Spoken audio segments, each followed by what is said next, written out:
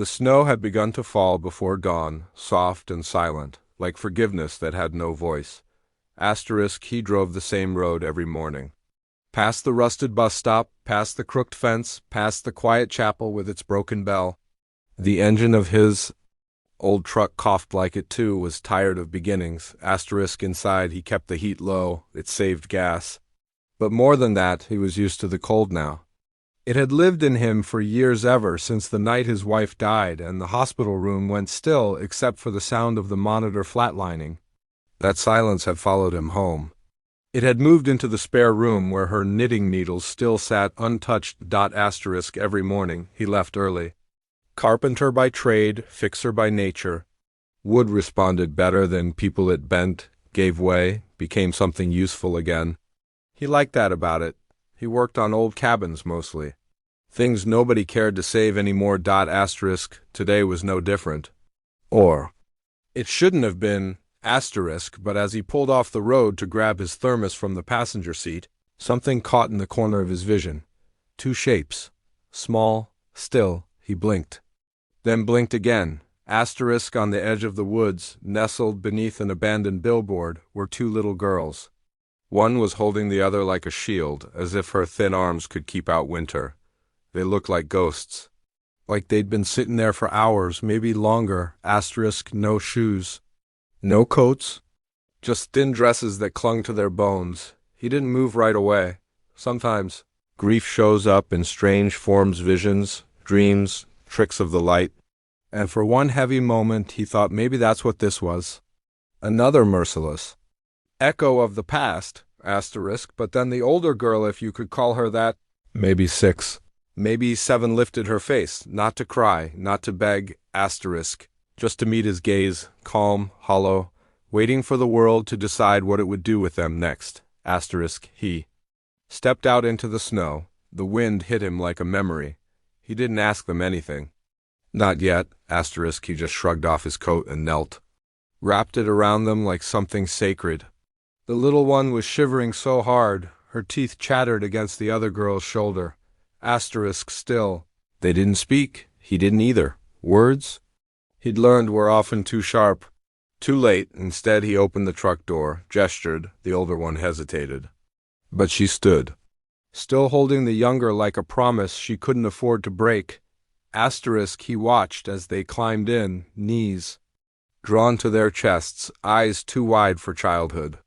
He turned the heat up for the first time in weeks. And as he drove again, this time slower, this time with something trembling in his chest, the snow fell heavier, but inside the cab the silence began to warm, like the faintest flicker of something returning. Something long lost, not hope. Not yet, but something close. The girls didn't speak for the first hour, he didn't push. He just drove, they passed the river, frozen at the edges. Past the mailbox where someone still tied red ribbons for a son who never came home. The world outside was gray and slow, like breath on glass. Inside, the warmth had finally filled the truck, thawing the stiffness from their limbs. But not their silence. When they reached the cabin, the sun had begun its reluctant rise, spilling weak gold across the snow-packed clearing. He parked close and cut the engine. The girls stared out the window like they'd arrived at a story they didn't believe was meant for them. It's not much, he murmured, more to the quiet than to them. But it's warm. And there's soup. Still, they didn't move, so he stepped out first, boots crunching through the snow. Walked to the door. Unlocked it with hands that remembered loneliness too well. He left the door open. After a moment, he heard them follow. Inside, the wood stove crackled. It had taken him years to fix the thing. Now, it was the only voice the house trusted. Kettle hissed gently. Light fell through the window and landed on the old rug where his daughter used to sit with picture books and crayons that bled at the edges. The girls stood just inside the doorway. The older one held her sister behind her still, always between her and the world. Protective, fierce, fragile. He brought them socks, thick ones, knitted, though he didn't know how. His wife had made them before the end, always complaining about the colors never matching. He offered them gently. The younger girl reached first, then glanced up at her sister as if for permission. That one nod was the first word between them. He watched them eat later. Slowly, carefully, like it might vanish if they took too much. He didn't ask them their names. Names were weight. They came with stories, memories, sometimes ghosts. If they wanted to share, they would asterisk instead. He watched the older girl's eyes scan the room, cataloging every door, every window, every shadow that might hide a threat. Her hands never left her sister's shoulders. Asterisk that night he gave them. The loft brought up extra blankets, left the hall light on. Not a word passed between them as he tucked a quilt over their small, tired bodies. Asterisk, he stood there for a long time after. Listening, 2 soft breaths in the dark, he went downstairs and sat by the stove, opened the drawer he hadn't touched in years. Inside were old photos, folded letters, a lock of golden hair tied with a pink ribbon. He didn't cry, but he didn't sleep either. Asterisk in the morning. The girls were up before him. Asterisk, the older one, was making tea, too strong, too bitter, but she tried. He saw how her small hands shook when she poured the water. Asterisk, she didn't look at him, but she said one word. Asterisk, thank you. It was spoken like a whisper handed across a battlefield. He nodded once. Let her keep the rest of her silence. Asterisk later that week, while chopping wood, he looked up and found the younger one watching him. Her eyes weren't hollow anymore. They were wide, curious. Asterisk, she didn't speak either. Just held up a stick like she wanted to help. Asterisk, he smiled. For the first time in what felt like 100 winters. Asterisk, not much. Just the corner of his mouth. Just enough to let her know she could stay. Asterisk, he showed her how to hold the stick. Pretend it was heavy, important. Asterisk, they laughed, soft, small laughter, like something remembered from a past life. Asterisk, and up in the loft, the older girl finally let herself breathe. Asterisk, she saw it. The wood stacked, the kettle warming, the girl she loved smiling, and a man who never asked for anything in return, just someone who let the warmth stay on. The first snowstorm came on a Thursday. It swept in quietly at first, like a sigh across the pines, then louder, heavier. The kind of storm that made the world small again, like all that existed was what you could touch, what you could hold. They stayed inside. The cabin creaked under the weight of the wind. The windows fogged, and inside the walls, time slowed down like breath held too long. Asterisk, he found her by the fire. Eliza. That's what she finally said her name was. The older girl. Asterisk, she told him in passing, her voice low and unsure, while folding a worn shirt he'd left in the laundry basket, as if giving him her name was just another chore. Just another test to see if he'd stay the same once he knew it. Asterisk, he didn't say much. Just nodded and said her name once, softly, like he was trying it out on his tongue. Eliza. It suited her quiet. Strong, the kind of name that knew how to survive. Asterisk, the younger one, Rosie, came after. Said it during a game of checkers when she giggled at her own mistake and called out to her sister without thinking. Asterisk. Rosie, like the color her cheeks turned when she sat too close to the fire. Asterisk, they never told him where they came from. But he started to understand without asking. Asterisk, there were bruises that didn't come from falling. Fears that didn't come from fairy tales. Asterisk, one evening, while he chopped carrots for soup, Rosie pulled a folded paper from her pocket. It was torn on the edges, smudged in the middle. She didn't speak, just handed it over and waited. Asterisk, he opened it slowly. A drawing. Asterisk, stick figures, 3 of them. One tall with a cap like his. 2 small ones, one holding the other's hand. They were all smiling. Above them, a crooked sun, and in a child's uneven scrawl, one word, home. His hands trembled. Asterisk, he hadn't been anyone's home in years. Asterisk, not since his own daughter stopped calling him daddy and started writing letters from rehab that never had return addresses. Not since he'd stopped believing second chances were real. Asterisk, he didn't know what to say.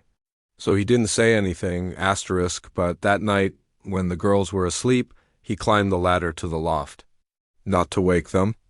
Just to sit there. Eliza stirred but didn't open her eyes. So he whispered it into the dark. Asterisk, I'm glad you're here. Asterisk the next morning they made pancakes. Bad ones burnt at the edges, gooey in the middle. Rosie spilled flour across the floor, laughing so hard she hiccuped. Eliza tried to hide her smile, but failed. Asterisk. He stood in the doorway and just watched them. The quiet cabin didn't feel so quiet anymore that afternoon. Eliza found the photo. Asterisk. It had slipped from a book on the shelf, an old picture, bent at the corners. A woman with bright eyes and a dimpled smile holding a baby wrapped in pink. The man beside her was younger, beard not yet gray, arms cradling them both like they were made of glass. Asterisk. She brought it to him. Didn't ask. Just held it out. He stared at it for a long time, then, voice rough, he said, "That was my wife." "And our daughter, Emily." Asterisk. Eliza didn't move. Just waited. Asterisk. "She died." Emily ran. Asterisk. It wasn't the full story. But it was. The first piece he'd ever given to anyone since it broke. Eliza sat down beside him. For a long time. They said nothing. Asterisk. Then, in a whisper so small it could have been mistaken for wind, she said, "He used to tell us. No one would want us." Asterisk. He looked at her then. Really looked. Asterisk. And with a voice steadier than it had been in years, he said, "He was wrong." Asterisk. Asterisk. The kind of slow that made you notice things. Buds on branches. The return of birdsong. The way. The snow melted first on the roof, then along the path to the woodpile, like a path being revealed. Inch by inch. Asterisk. Rosie was the first to run barefoot through the grass. Laughing, shrieking, chasing a wind that didn't bite anymore. Her dress twirled like she just remembered she was allowed to be a child. Asterisk. Eliza stayed on the porch, carving a shape into a soft block of pine with one of his old tools. She didn't speak much still, but her silences had softened. They no longer held fear-only thought. Asterisk. He watched them both from the kitchen window. One girl who had reclaimed her voice. Another who had learned the power of stillness. Asterisk. He'd built a shelf by the hearth. On it sat the drawing Rosie had given him, now in a wooden frame. Below it, a little carved figure, a man holding two tiny hands. Eliza's hands had shaped. His hands had stained it. They never said what it meant. They didn't need to. One evening, just after the light slipped behind the ridge, the knock came. Asterisk. He opened the door and found a woman standing there, thin coat, tired eyes, fingers clutching a folded letter like it might fall apart if she let go. Asterisk. He knew her. Even after all the years. Even with the weight of grief and guilt and healing stitched unevenly into her features. Emily, his daughter. Asterisk. She didn't speak right away, just held out the letter. Her hand trembled. Asterisk. I didn't know where else to go. Asterisk. He took the paper, unfolded it. Inside was a single sentence. "I'm sorry I left. I was just so lost. But I never stopped hoping you'd leave the light on." Asterisk. His chest ached. But not the kind of ache that breaks you, the kind that tells you you're still alive. Behind him. Footsteps. Asterisk. Rosie peeked out, shy, curious. Eliza followed, stepping slowly to stand beside him. Her hand brushed his, not quite a grip, not quite a question. Emily stared. "These are—" she whispered. He nodded. "They're family," he said, quiet, certain. Emily's eyes filled. "Then I think I'd like to meet them." Asterisk. And just like that, without fireworks or fanfare, something old mended itself. Not all the way, not perfectly, but enough. Later they sat around the fire. Emily shared stories Rosie didn't understand but laughed at anyway. Eliza didn't say much, but she leaned closer every time Emily did. Trust didn't return in leaps. It came in inches. But it came. Asterisk. That night. He found a note tucked under his mug. It was from Eliza, written in a shaky hand, but clear. Asterisk. You were the first person who didn't leave. That matters. Asterisk. He folded it once, then again. Pressed it to his chest like a promise. Asterisk. Outside. The wind whispered through the trees. Asterisk. Inside. The light stayed on, not because someone might return, but because someone already had. Asterisk.